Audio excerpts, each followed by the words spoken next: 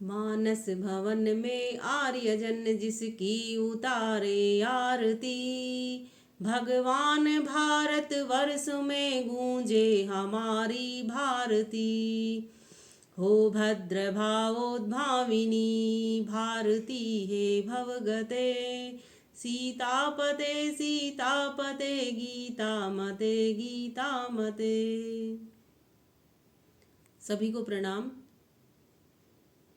आज मैं इस वीडियो में आपको एक व्याकरण के एक ऐसे विचित्र सूत्र के बारे में बताऊंगी जिसमें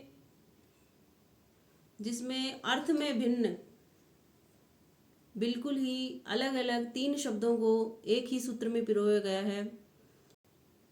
इस विषय में एक श्लोक है, काचम मणिम कांचनमेक सूत्रे गृह्णासि बाले किमिदं विचित्रं, विचारवान् पाणिनिरेक सूत्रे श्वानं युवानं मघवान् माहे।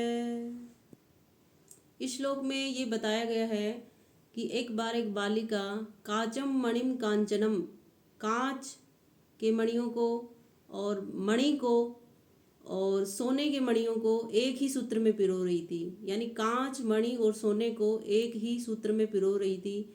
तो एक विद्वान उस बालिका से पूछते हैं कि काचम मणिम कांचनम एक सूत्रे गृह्णासि बाले किमिदम विचित्रम, कि हे बालिके, तुम ऐसा विचित्र काम क्यों कर रही हो कि एक ही धागे में कांच, मणि और सोने को पिरो रही हो। तो वो बालिका उस विद्वान से कहती है, विचारवान पाणिनिरेक सूत्रे स्वानम युवानम मघवान माहे।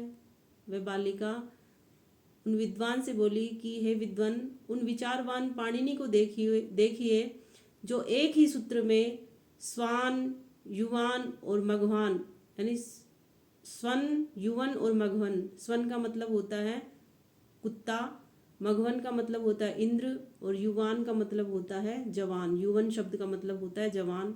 तो जब भगवान पाणिनि एक ही सूत्र, और सूत्र का नाम है श्व युव मघो नाम तद्धिते, और उस सूत्र का अर्थ होता है कि अतद्धित परे रहते श्वन, युवन और मघवन शब्द को संप्रसारण होता है।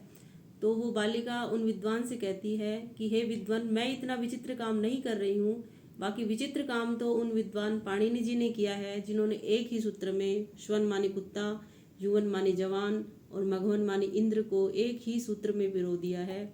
तो ये था वीडियो व्याकरण के एक विचित्र सूत्र के बारे में। तो इस वीडियो को आप सभी के पास प्रेषित कीजिएगा। धन्यवाद।